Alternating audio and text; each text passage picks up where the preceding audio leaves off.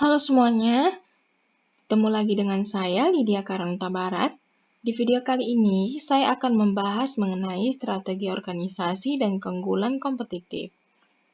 Istilah ini mungkin pernah atau ada juga yang tahu tapi kurang paham mengenai strategi organisasi dan keunggulan kompetitif.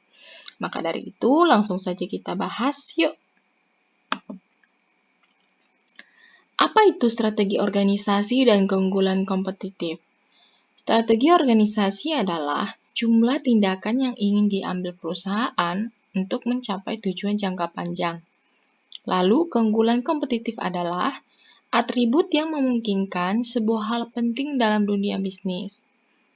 Keunggulan kompetitif mengacu pada faktor atau perusahaan tertentu untuk menghasilkan layanan atau produk yang lebih terjangkau serta berkualitas lebih tinggi dibanding pesaingnya.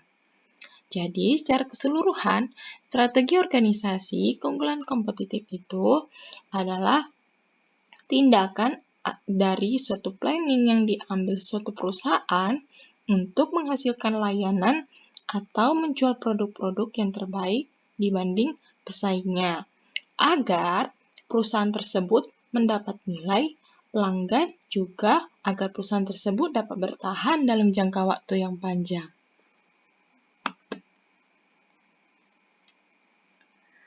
Ada 5 strategi kompetensi dasar atau strategi keunggulan kompetitif untuk bisnis yang sukses. Seperti 1. Strategi kepemimpinan biaya, 2. Strategi diferensiasi, 3. Strategi inovasi, 4. Strategi pertumbuhan, dan kelima strategi aliansi. Strategi kepemimpinan biaya atau cost leadership strategy yaitu strategi yang menjadikan produsen lebih rendah biaya dalam menghasilkan barang dan jasa, atau membantu menurunkan biaya bagi pemasok dan pelanggan, sehingga pesaing memiliki biaya produksi yang lebih tinggi.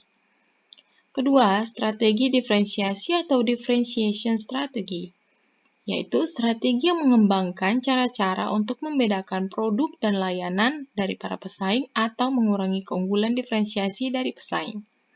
Strategi ini memungkinkan perusahaan untuk fokus pada produk atau jasa untuk memberikan keuntungan dalam segmen pasar yang unik atau niche market.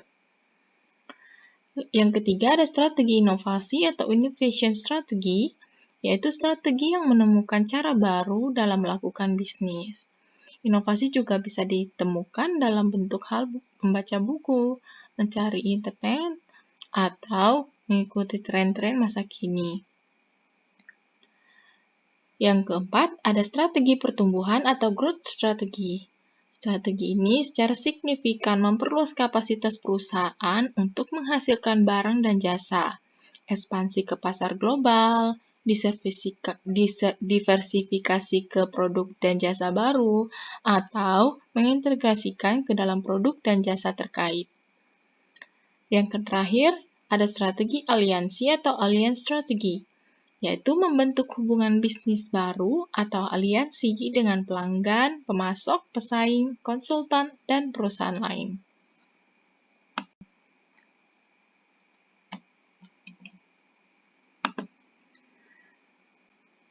Tiga hal yang memiliki pengaruh atau yang merasakan langsung dampak dari adanya keunggulan kompetitif adalah yang pertama itu adalah perusahaan. Dengan membuat keunggulan pada produk atau layanan dalam bisnis, perusahaan itu berarti usaha yang dikembangkan perusahaan tersebut memiliki posisi yang baik di pasar dan pada akhirnya akan meningkatkan bargaining power secara menyeluruh pada bisnis perusahaan tersebut. Secara tidak langsung, maka konsumen juga ikut terlibat dalam hal itu. Jadi konsumen ada di posisi 2, karena kan konsumen juga merasa puas atas produk yang ditawarkan dan mereka siap untuk menggunakan produk atau layanan perusahaan itu secara terus-menerus. Dan yang ketiga ada investor.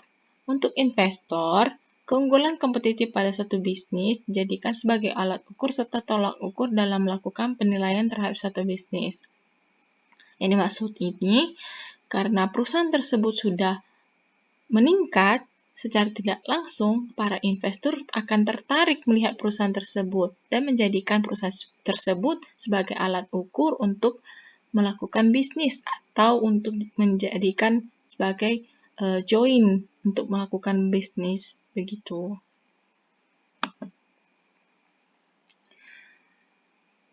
Tiga hal yang tadi kita bahas itu sangat saling berkesinambungan.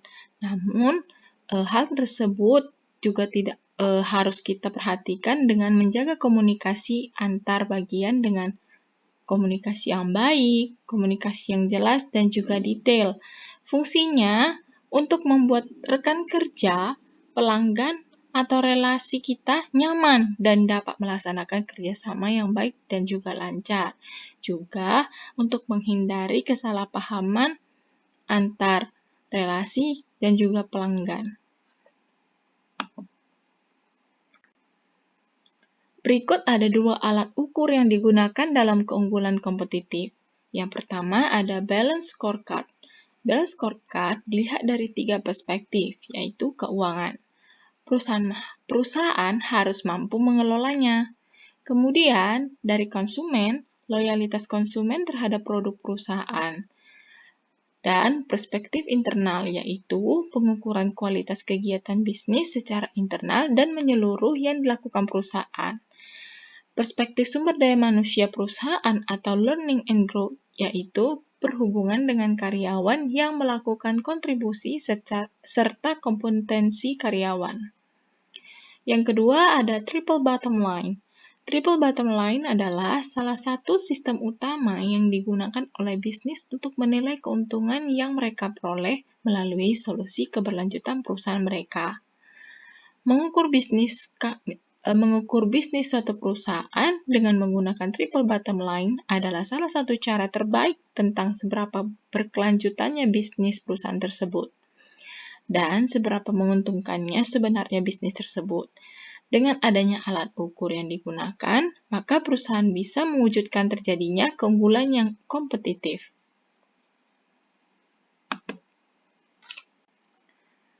Sebuah perusahaan mampu untuk mempertahankan keunggulan kompetitif, tapi hanya untuk periode tertentu, dikarenakan bisnis yang terus maju dan pesaing-pesaing yang banyak yang meniru sehingga membuat melemahnya keunggulan tersebut. Jadi, tidaklah cukup untuk memiliki keunggulan kompetitif saja. Perusahaan juga harus berusaha untuk mencapai keunggulan kompetitif berkelanjutan atau sustainable competitive advantage dengan secara terus-menerus beradaptasi dengan tren dan kejadian eksternal. Juga, perusahaan harus merekrut tenaga SI dan IT sebagai inovasi untuk membuat dan menjalankan produk atau usaha yang diinginkan.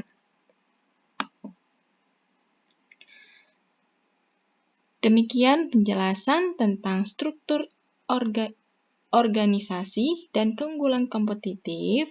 Terima kasih sudah menonton. Mohon maaf jika ada kata yang kurang atau salah penyebutan.